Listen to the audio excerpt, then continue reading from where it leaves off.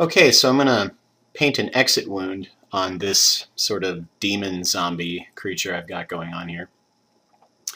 So the way I start, I take just a big chalky textured brush and I select kind of a dark blood red and I just block in the area, just block in the whole wound.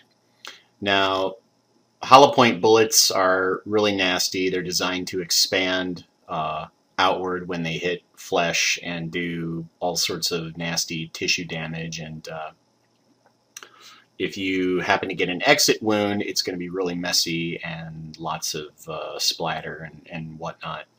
So that's just kind of what I'm doing here. I'm basically just imagining this guy's flesh just kind of exploding out to the back.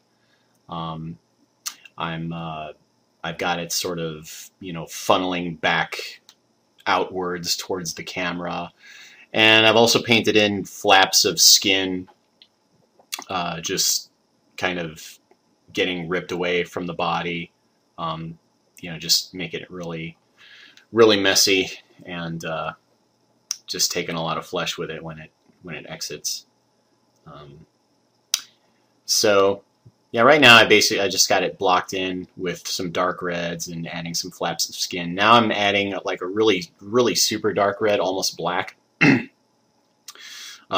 to some of the deep cavity areas, and then I've got like sort of a different, brighter, saturated red going on just to mix up the values, and I'll just paint the inside of this wound, this sort of bloody mess that's going to be coming out of this guy's back. And I'm just kind of trying to vary my shapes and get some interesting shapes going on here. Here I'm trying to add like bone fragments that might be from his ribs, but they're a little bit too gray, and so I'm kind of trying to mess with the color of those. I mostly just take those down a little bit and maybe just suggest that he's got like some ribs poking out back there, and refining some of the skin flaps there, and just kind of trying to vary my shapes a little bit. Just paint in as much bloody chaos as possible at this point, and still make it look like it's still part of the form and integrated into the drawing. Now I'm adding some bright glossy highlights, because this flesh is going to be, like the inside of this flesh is going to be very, it's going to be shiny and glossy because it's, it's all bloody and so forth. And here I'm kind of maybe trying to, I'm considering the secondary yellow-green light from the bottom right, and painting that in a little bit on some of the bottom facing surfaces.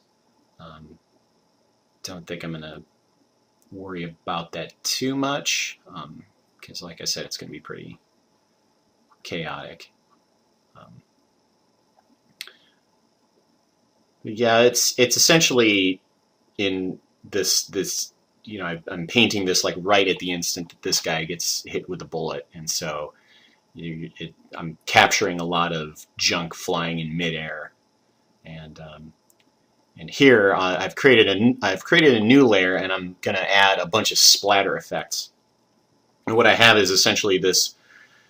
It's just a simple round brush, but I've applied a scatter to it, and I have all sorts of variation on. I've got angle jitter, shape jitter, roundness jitter, size jitter all over the place, and it makes for a really good splatter brush.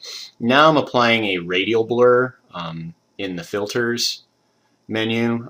It's basically a radial zoom blur to give the illusion of it's camera blur essentially, and to give it a lot more energy and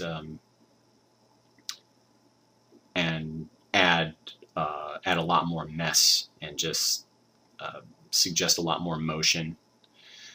And I'm kind of finishing this up by just adding a few tendrils of chunky flesh here and there. But that's about it.